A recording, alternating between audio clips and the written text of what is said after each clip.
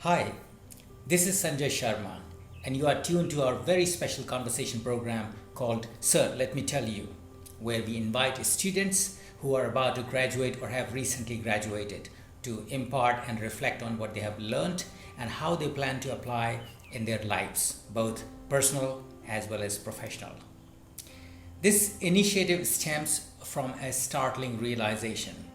During a recent discussion with the students, I was pleasantly surprised to notice that they accumulated way more knowledge than I remember sharing during the class discussions. It was a real treat listening to them with their level of sophistication in articulating ideas, concepts, and theories.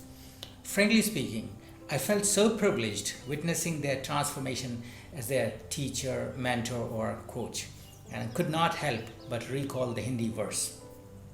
हर सुमन का सुरभि से यह अनलिखा अनुबंध पवन को सौंपे बिना यदि मैं झरूं सौगंध. Meaning, there is this unwritten contract between the flower and fragrance that the flower would not perish until it facilitates a smooth assimilation of fragrance with the wind so that it could achieve its purpose of existence or what it was meant to. For a teacher, nothing could be more delightful and rewarding than seeing motivated and diligent students come up with flying colors and excel in their fields of interest. All they need is a mentor who could assist them in figuring out a sense of direction and purpose of learning for their flourishing. This initiative is an effort to offer a platform where they can showcase their caliber and competence with confidence. Having taught in different parts of the world in different departments, I would be inviting students from political philosophy to international relations, Korean studies to Asian business management, legal studies to languages, and so on. If this is what resonates with you and you feel motivated to join us as guest students, let me hear from you. I hope you would love the program. Let's get started.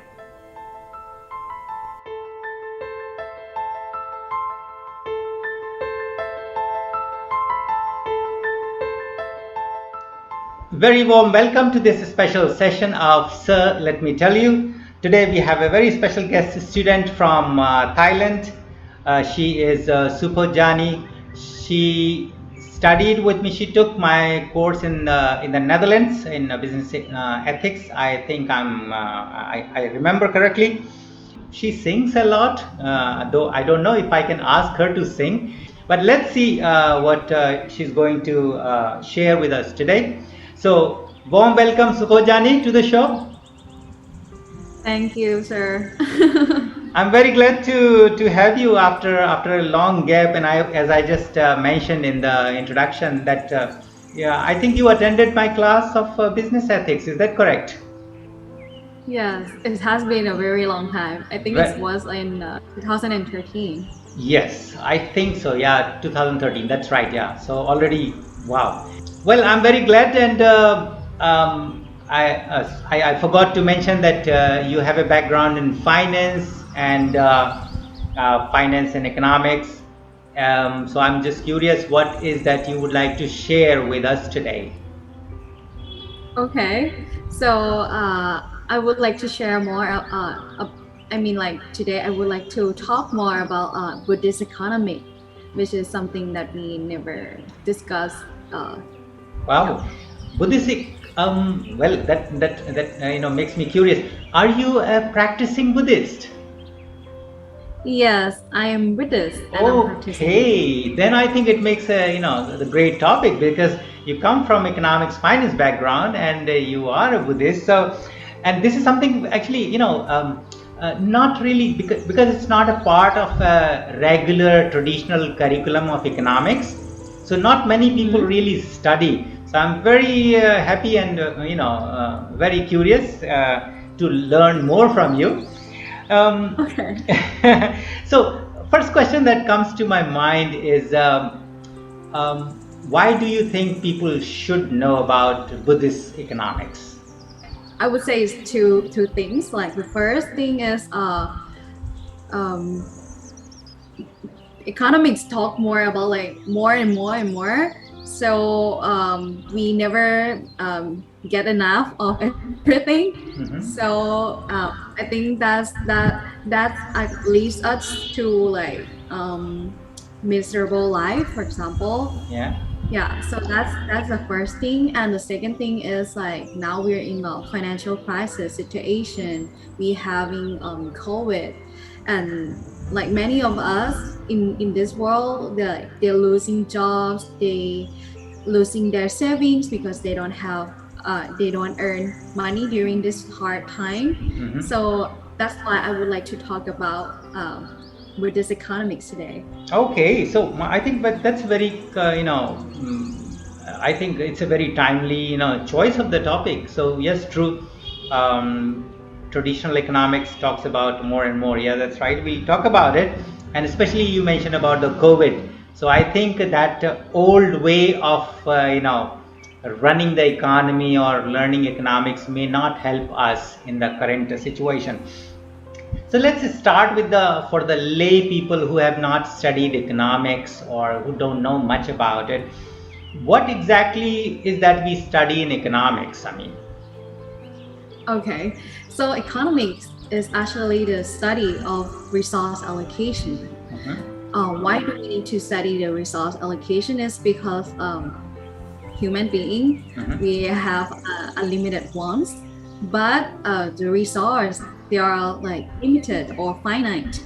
So that's why we cannot have it all, and that's why we need to learn who get what and how. So that is the key concept of economics. Okay, well, I think you have had a good breakdown of this very difficult term. I mean, people talk about different definitions of economics, but it makes quite easier. So what you are saying is that actually the resources are limited, and our desires are kind of unlimited. So the decision making, how to give to whom, this is the part of economics. So it's connected with the sense of like scarcity, right? Yes, exactly. It's the concept of scarcity. Like Gandhi said, he talked about like in this world there is like enough for I mean like enough for everybody's needs, but Uh-huh. not enough for like everybody's greeds. Okay, yeah, that illustrates the point. So, yeah, I think that's true. We have become, over consuming, generation or the society all the time, going for more and more. That brings me to a natural question of what are the problems that you see in the traditional study of economics or the practice of what we do in economy? I see. Okay, so basically, under this economics concept, we are trying to maximize profits, right? Mhm. And also, like, we're living in the model of like the more is the better. Mhm. So, what actually leads, actually, the result of this concept is we have overconsumption and also overproduction, and these are all the things that we that also leads to other problems. For example, like the scarcity of national resources, or the global warming. Like we create more footprints from like Mhm. the fast fashion business, for example. Mm. Like I yeah. So How about the job market? I mean, how would do you relate it when you apply for the job? How does conventional ah, economics or economy decide, about it? yeah, okay. Because of like the more is the better.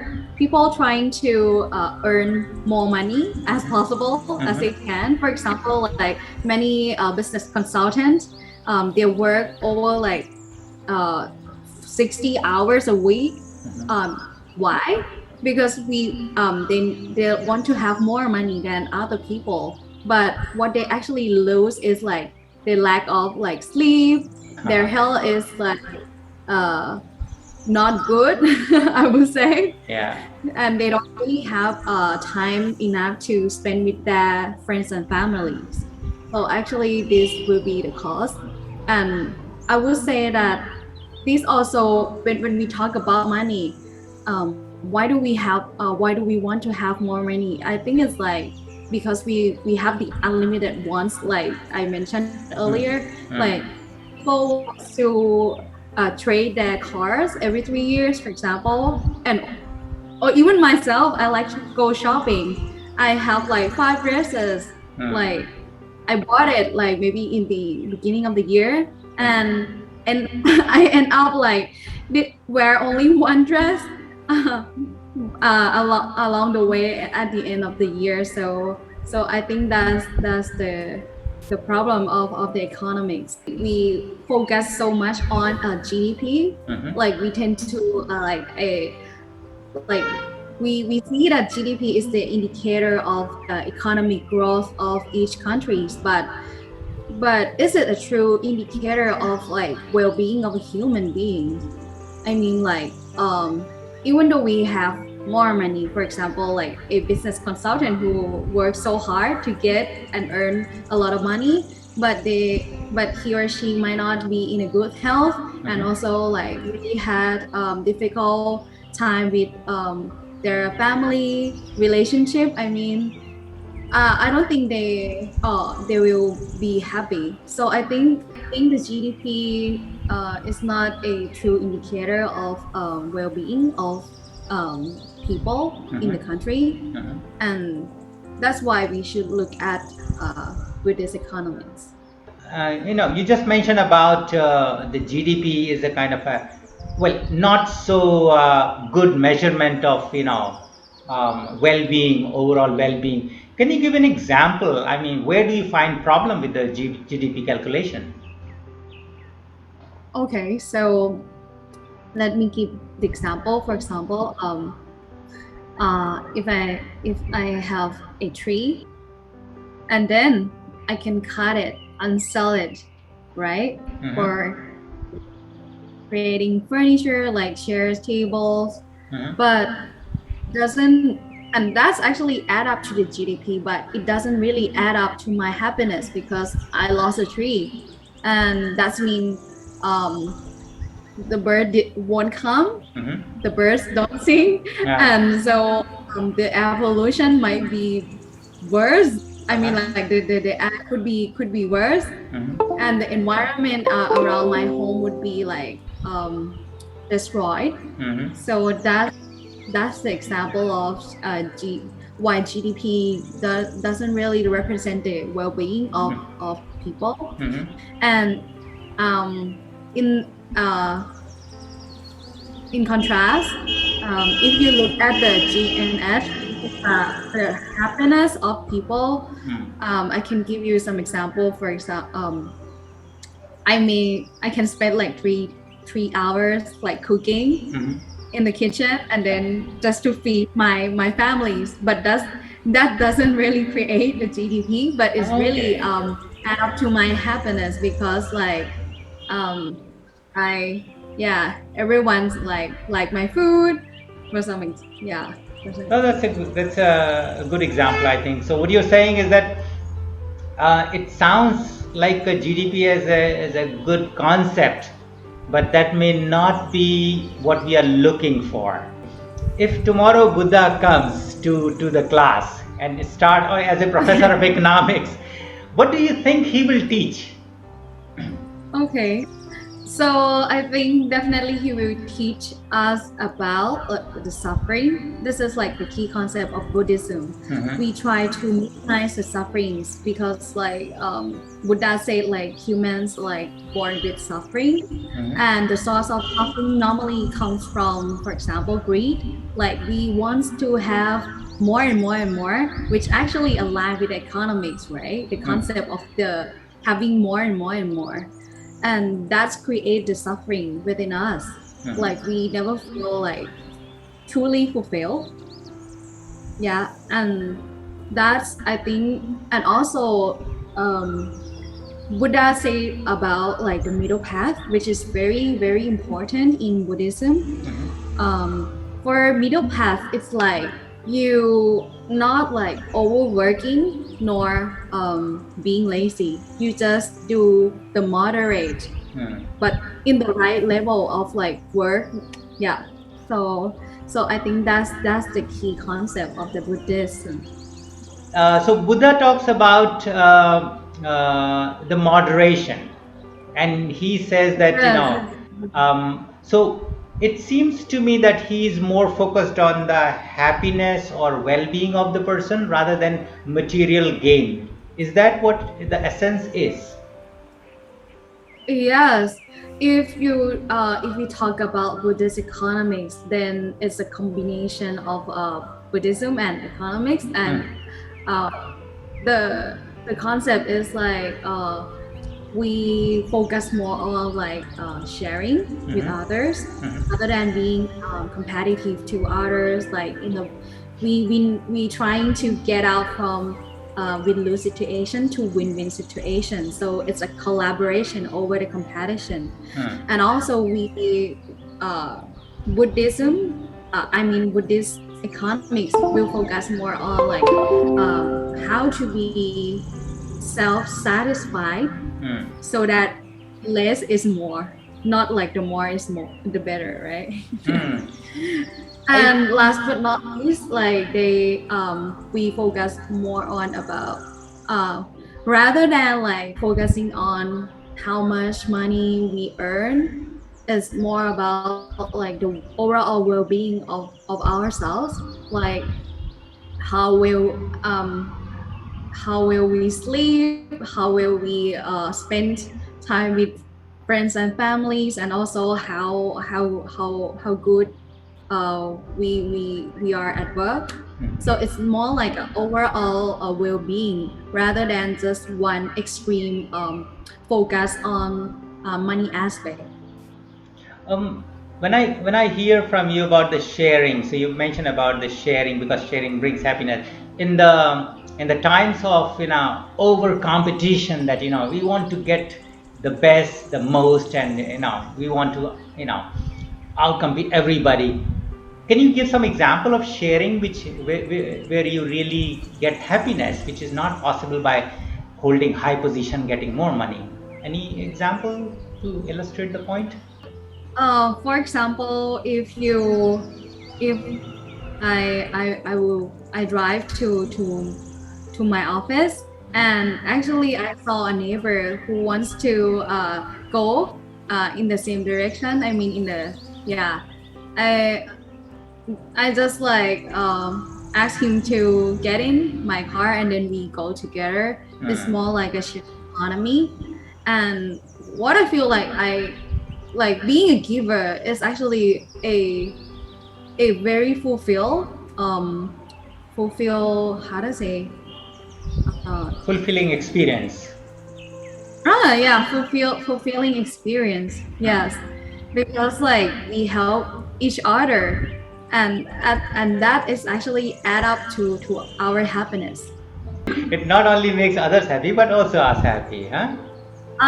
Yeah. Another example I can just think of right now is like when I go to eat in a very, very fine restaurants. Like I had a great burger or pizza, Hmm. and but I only eat alone. Then I always think of like my family, and I felt like a bit guilty, like having this delicious piece of pizza alone. Hmm. Yeah, rather than sharing with my loved ones.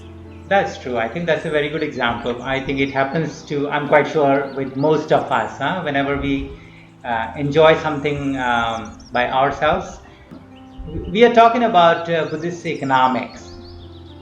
Are there any ways with which I can change or shift my tendencies or my habits towards Buddhist economics from the traditional one? Okay, so actually, it reminds me of like one of the key teaching of Buddha. It's the Eightfold Path. So in the Eightfold Path, let me give you example because we have like eight things. Hmm. So I would say the first one, which is related to our topic, is the right livelihood. It means you earn a living. You earn for a living with the righteous way. So you're not going to do all the bad things like the fraud or taking advantage of others. Mhm. So that's one. And another thing which is pretty similar is the right action. So for the right action, it means like you should follow the right action for every action that you're doing. For example, you're not going to be you're not going to do the unethical business. Remember, like our class in business ethics, that we talking about the financial crisis in 2008. It was a what is it like a subprime Subprime crisis, mortgage crisis. Yeah, I remember. right? Yeah, like that all like the banks like Lehman Brother and AIG, they selling the toxic derivatives, Asset. Yeah, which yeah, they already knew that like they have no value at all. yeah. And then that is like a very big crisis. That's a So very that's the good. thing. That's a very good example, actually. So, so what you're saying is, if you follow the teaching from Buddha or this eightfold path, um, it gives you a direction how to actually proceed, how to make a shift from a traditional economics to Buddhist economics. That's what you're saying, right? Right, exactly. Okay. And another example of eightfold path is the right mindfulness. It means that you should be mindful in not only action but also your thoughts. So you need to really be aware of what you are thinking, of what you are doing. In case of the conventional or traditional economy or economics, we have created this measurement of GDP. So, we find out where we stand, whether we are growing or Hmm. not. What should be the parameter, or is there any parameter for this kind of growth in the Buddhist economics? Okay, so in Buddhist economies, we shift our focus from like GDP to GNH, which is like the gross national happiness. It means like we look more on the happiness of people in the country, the overall well-being that I mentioned earlier, like their health, their relationship with families and friends, their living standard, the life balance, like the mindfulness, not yeah, their and also like the cultural diversity. So there is no separation in the society. Mm-hmm. That sounds very idealistic world to me, right?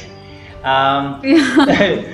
do you think I have here one or two questions? One thing is, since you have studied in the Netherlands, and now you are in Asia, do you think this Buddhist economics can be appreciated by those who are now used to traditional economics? Do you think it's easy to follow it? Or maybe it's easy for Asians to follow it? I think it's the decision of individuals. I don't think it's harder or easier for Asian or for Western Mm-hmm. people Mm-hmm. to adapt this concept into their daily life. Mm-hmm. I think it's a decision like I would say like the traditional economics actually stem from the scarcity mindset. So if we shift this paradigm into a Buddhist economics concept, then I think everyone can just do it. Yeah. So it doesn't have to do with a regional or geographical, distinction. Yeah. Anybody can do that.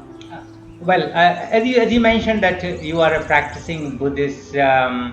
what do you do as a Buddhist? I mean, do you meditate or do you do some kind of rituals? What is your, you know, what is that Buddhist component in your routine or lifestyle? Okay, so for me, I would say I meditate daily Hmm. just to make sure I come back to myself and Hmm. really be mindful. I think this is like the key concept of Buddhism, and I think it's very helpful when especially when I get into the difficult times, because like your our minds always like running things like and never stop, and it's very tiring. So I think meditation is like a key tool, Hmm. and yeah, and mindfulness is very important as well. Yeah. So, in this context, if you see that, do you see yourself that you believe more in or you pursue more Buddhist economics or just a traditional economics for your personal lifestyle? Okay, so I try to be more, I mean, I try to live by the Buddhist economics more and more. For example, I try to um, live by the model of less is more rather than like the more is more. Mm-hmm. Uh, so every time when I try to buy a dress, for example, I will think more carefully, like, should I buy it? Like, will I really use this dress for sure? Mm-hmm. Because like many times previously, I end up buying a lot of stuff and like, and then I never use it. Yeah, I never use them. So this is like So, exactly. so since when have you had this transformation in you? How long has it been that you have become more mindful about your economic habits? Okay. So I'm not really sure, but I think it's like starting five, no, maybe 4 to 5 years ago. Mm-hmm. Yeah. When I just start practicing like yoga, and then it leads me to practice meditation, and I learn more about like the concept of less is more. Yeah. Thinking about this Buddhist economics, can you give an example from your personal experience, if you have any, in which you also had this dilemma in terms of like now what to pursue in life, whether that was fulfilling or not, whether it was helping you in your self actualization or not? Do you have any experience like that? I yes, actually, it's remind me of my previous career. Hmm. I used to be an investment banker. Actually, investment banker is my dream job. Like before I graduate, it said like many people here in Thailand, they said that if you graduated from finance, then the top two, like the best job to pursue is like investment banker and private banker. And I made a decision to become an investment banker at that time because it's the very, I think it's the toughest and very challenging career opportunity for me to learn and grow. uh, yeah, and then I realized after a year that it was not the right career for me. um, I think it might not be like this for others, but for myself it's just not the right career because I can remember the day that I didn't have time to sleep at all, so I worked for 2 days with no sleep. And actually, I am the one who sleep a lot, so I would say like yeah, I was in that dilemma, and then I realized that it's not something I want to do in long term. It's not very fulfill um, me as a person, so that's why I quit. Yeah, that's why I think it's very important to know yourself, Mhm. like details, like what you're capable of, and like what actually you enjoy doing as well, and that should be matched with your lifestyle and overall well-being of yourself. Mm-hmm. So suppose people ask you this one question, that if you follow Buddhist economics, then does it mean that you renounce many of your aspirations of modern life? Because with the Buddhist economics, you can't maybe buy a big house, you cannot maybe get a big car. Can that still make you happy? Okay. I think wow, that's a pretty hard question, huh? Okay, so I would say we need to know our own enough level. Hmm. Yeah. If you don't need to feed your families, then one like earning a specific amount of income would be just already enough. But if you have like families that you need to support, then you might need more. Hmm. So I would say like we need to see everything in the moderation. We trying not to overconsume or Mhm. overdo everything, but we also need to see if like it's not going to trouble others as well, and we need to be self responsible for every actions. So what you're saying is that actually the person in the individual has to decide and choose for him or herself, where that line is, and depending on the requirement, it can be in the Yeah. moderation. Well, I think that's a very interesting concept, and sounds to me, it sounds a little bit difficult to follow, but certainly worth trying.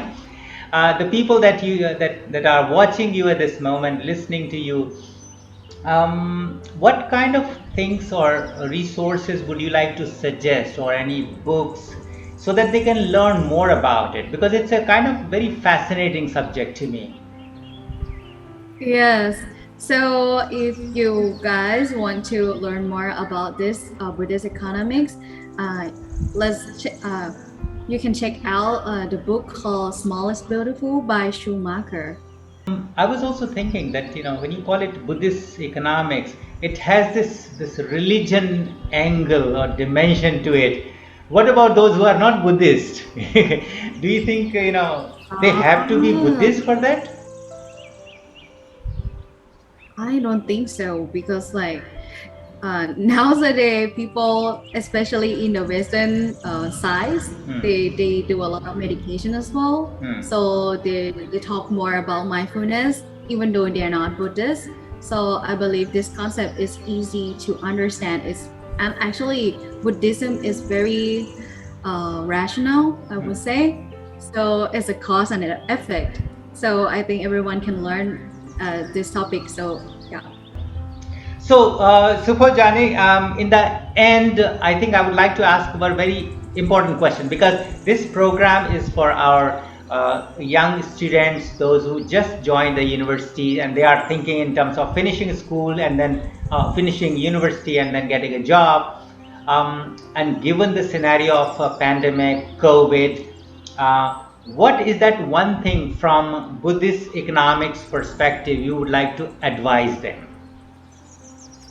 Okay, so like since you guys you need to choose your career after graduation, I would like to suggest that only don't select or actually choose the job that provide you with the most I mean the highest salary, because it doesn't really guarantee your happiness. Uh-huh.